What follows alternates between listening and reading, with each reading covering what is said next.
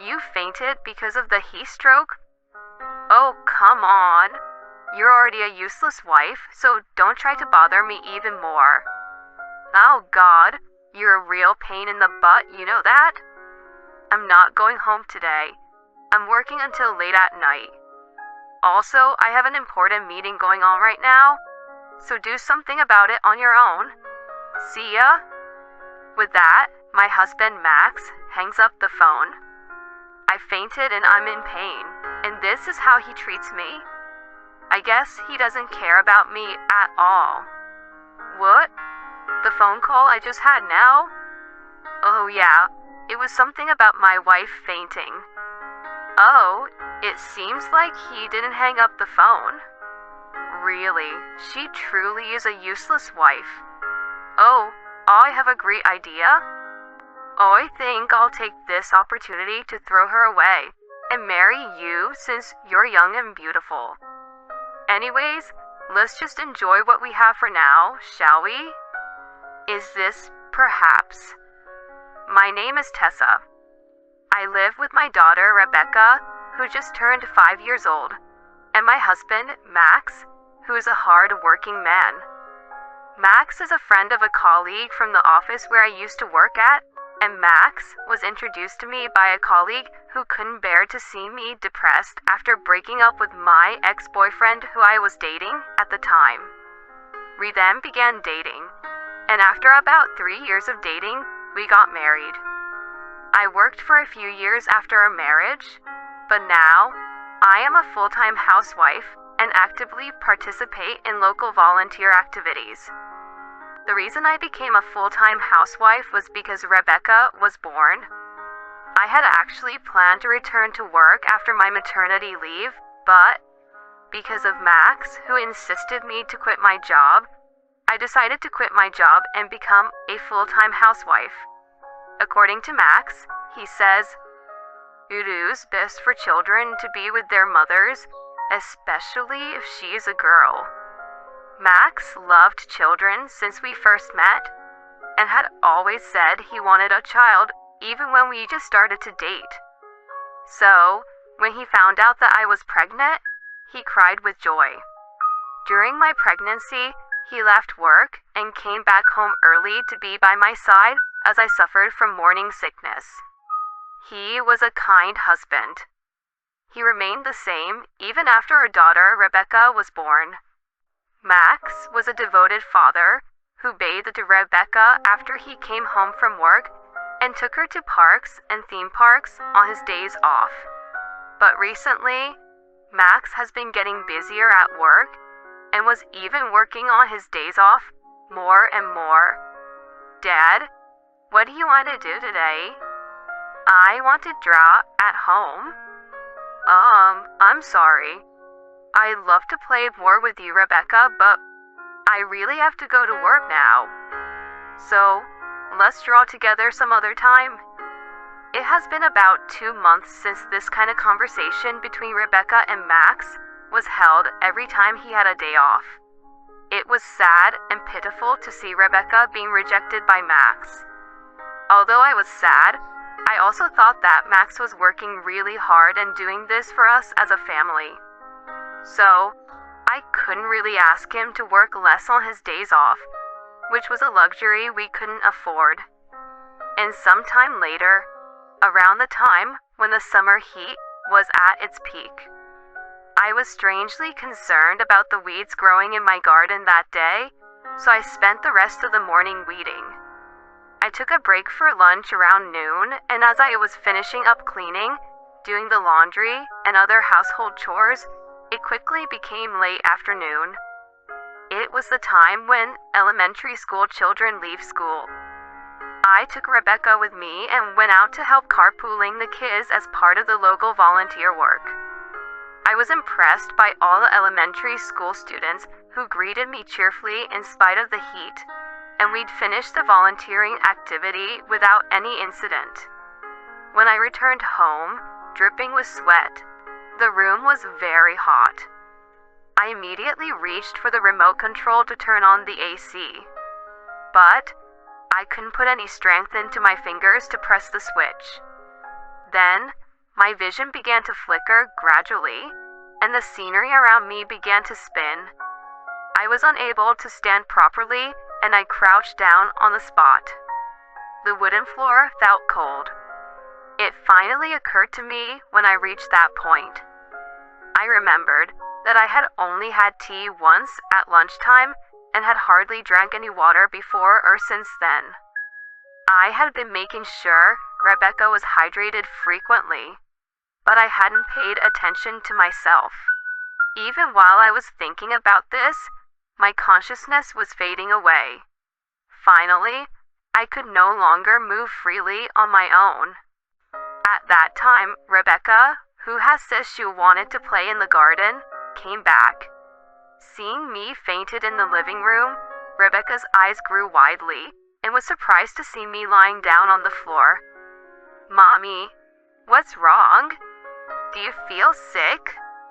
Rebecca rushes over to me. I couldn't speak and just nodded.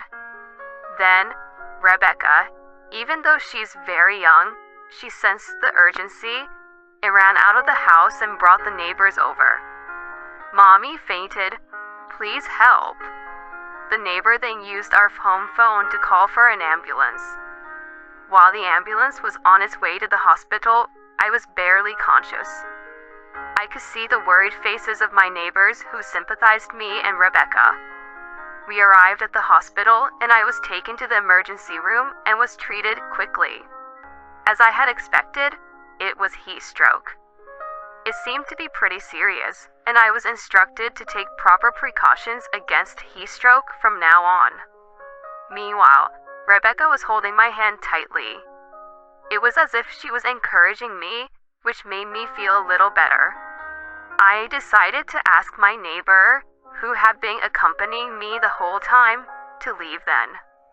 The neighbor had tried to keep me company until Max arrived, but I didn't want to bother the neighbor anymore. I would have to go and thank the neighbor after once I get much better. A little while later, when I was feeling better, I called Max, but I couldn't get through. I gave it some time and tried several more times to call him, but the line never went through. Having no choice, I gave up trying to call Max and decided to focus on getting better. Thanks to this, I finally recovered and was able to walk. The doctor in charge of my case said that I didn't need to be hospitalized, so Rebecca and I decided to go home. The sun had already set long ago, but Max didn't seem to be home yet.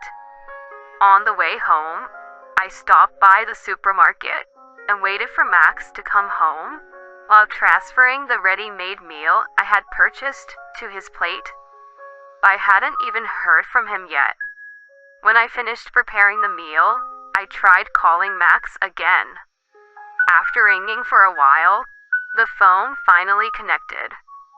"Yes, hello? Is there something wrong?" "Well, I'm a little busy right now." "Oh, good. Finally, I'm able to reach you." I fainted due to a heat stroke today and I was in the hospital for treatment. But I prepared your meal already, so don't worry, okay? I know it's all a ready-made meal, but what time do you think you'll be home tonight? Oh, I see. I have an important meeting today, so I'll be home very late. I don't even need dinner. See ya? Max sounded like he was in a hurry and had tried to hang up the phone. Oh, hey. It seemed like he had hung up the phone, but it still seemed to be connected. Perhaps he made a mistake and pressed the wrong button.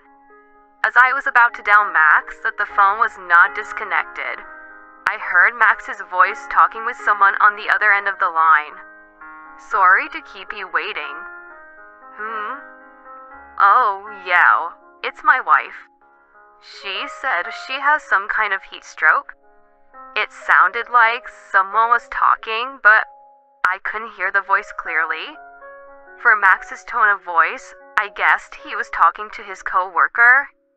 From the pitch of the voice, it sounded like a woman. But Max doesn't have any female co-workers. No, it's fine. She seemed fine and was probably just exaggerating. I mean, she stays at home every single day and doesn't do anything. I don't know what she's doing, not even going to work. Even though she's a housewife, she makes me do the housework, and it's almost as if I'm taking care of our daughter. I might have married the wrong person. I mean, my daughter is cute, but, I couldn't believe my ears when Max said that. I subconsciously pushed the recording button on my cell phone. Oh, I have a great idea. Wouldn't it be great if I divorced my current wife, took my daughter, and remarried you? A cute daughter, a hard-working, young, and beautiful woman like you, and we'd all make a great family, don't you think?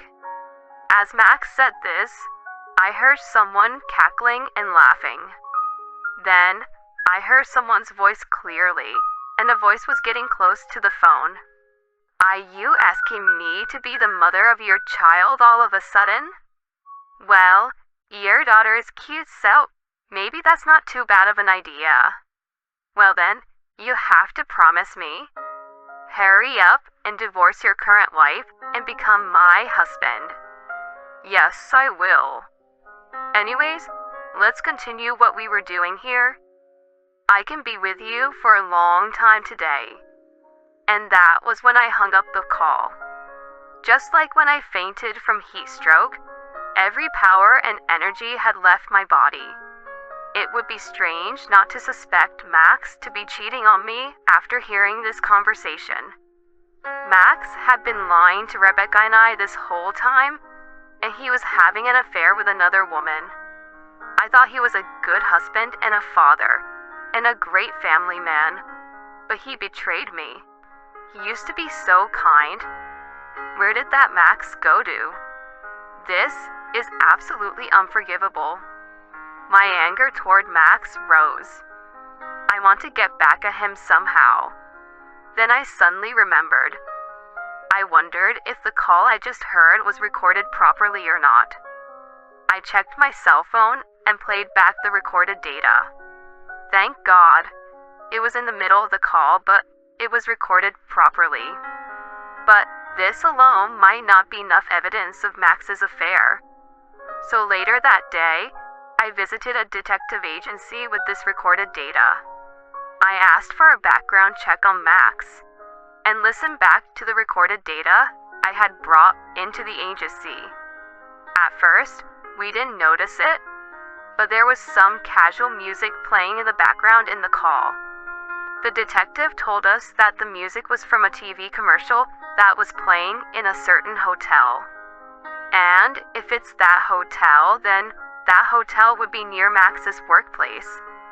From there, a week-long background check was completed, and I was told the results.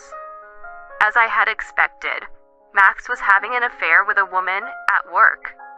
I had the detective stake out at that hotel on the days when he left for work, saying that he would be home late at night, or on the days when he worked on his days off.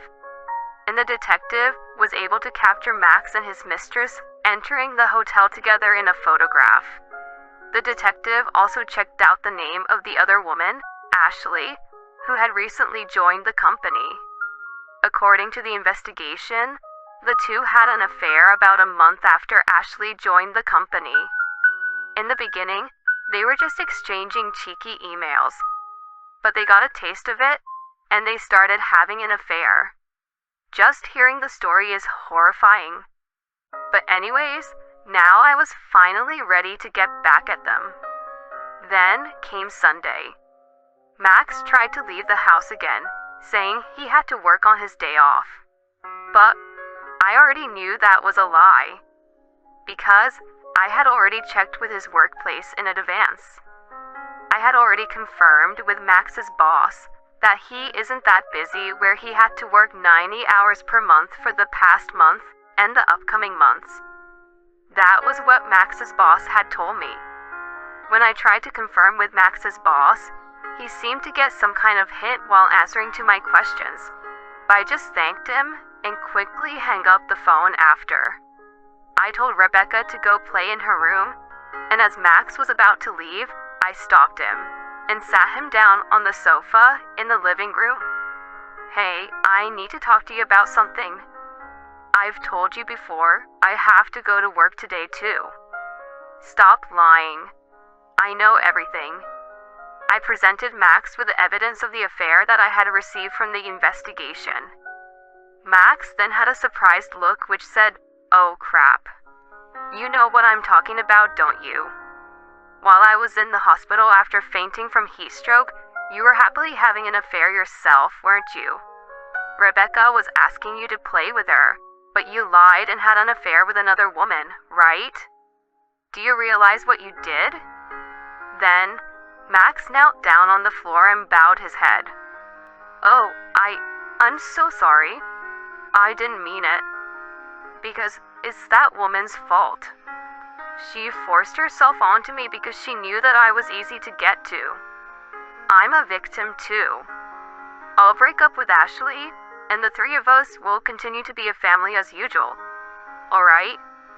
Max said things that I couldn't tell if he was apologizing for making a mistake or making excuses, so I began to play something for him. It was that recording. Max's face turned red and then got pale as he listened to the recording. "The only reason I became a housewife is to fulfill your wishes. And when I say I'm doing the housework, you just take the garbage that I put together. You take care of Rebecca, you bathe her and play with her, but I'm the one who takes care of Rebecca during most of the day. Where did that kind and gentle person I knew go to?" Max mumbles on saying, "That's, and, but, I'll divorce you just like you wanted. But I will raise Rebecca on my own, as I always have. It's not good for her education if she stays with a liar like you. Oh, that's right. Of course, I will charge you alimony as well. You and your mistress will be both charged with alimony." As I said this, I threw the divorce papers at Max. Max just stared at it as it fluttered in the air. Then, Rebecca, who was supposed to be playing in her room, came in. She had apparently gone to the bathroom. "Oh? Daddy, you're not going to work today? Yay. Then come play with me. Didn't you say the other day that you would draw with me?" Rebecca said that as she hugged Max. At that point, Max finally realized what he had done and how he could never take it back. So he hugged Rebecca back and quietly started to cry. In the end, Max and I got a divorce. When I saw the two of them embracing together, I really questioned myself if I did the right thing, thinking that I might have taken her father away from my own daughter, but I decided that, in the end, I chose the right thing. Some might think, how could I divorce someone over a single mistake? But thinking about Rebecca's future, I felt that our divorce was inevitable. Because a person who has betrayed you once is sure to betray you over and over again. After the divorce, as I had declared previously, I demanded alimony from Max and his mistress and received it. I will be using this money for Rebecca.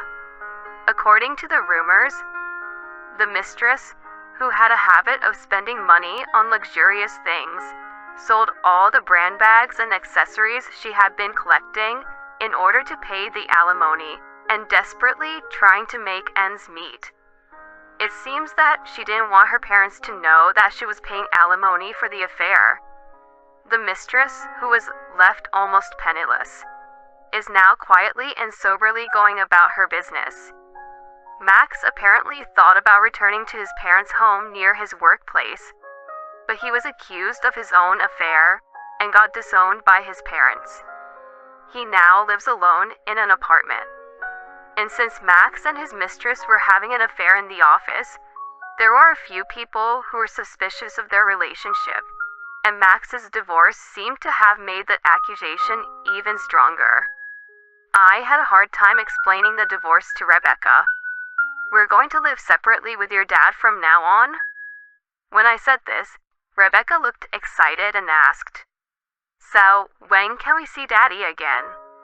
So, I decided to let Rebecca see Max regularly until she was older and had learned to understand things better. Of course, I will always be there to accompany her. I guess at some point, I'll have to tell Rebecca exactly how the divorce happened, but right now, this is probably for the best. Besides, every time Max sees Rebecca, he is reminded of the foolishness of his actions. I hope he realizes what he had done and regret what he has done. As for Rebecca and I, we are able to continue to live in the house we have been living, thanks to the support of my parents. Thankfully, I also found a job. I happened to mention that I was looking for a job to someone I was volunteering with in the community, and he introduced me to someone the following week. Plus, it was a job that I had experienced in the past. So, although there were some blank in between, I should be able to regain my instincts soon. Besides, the person who introduced us to the job and our neighbors are also looking out for us in some way. When we meet them in the supermarket, they would casually check to see if we were having any problems or bring us food to share. After my divorce from Max, I became a single mother having a child. So, I am anxious about many things that can happen in the future. But with the support of the kind people around me, I have a feeling that I will be able to lead a happy life.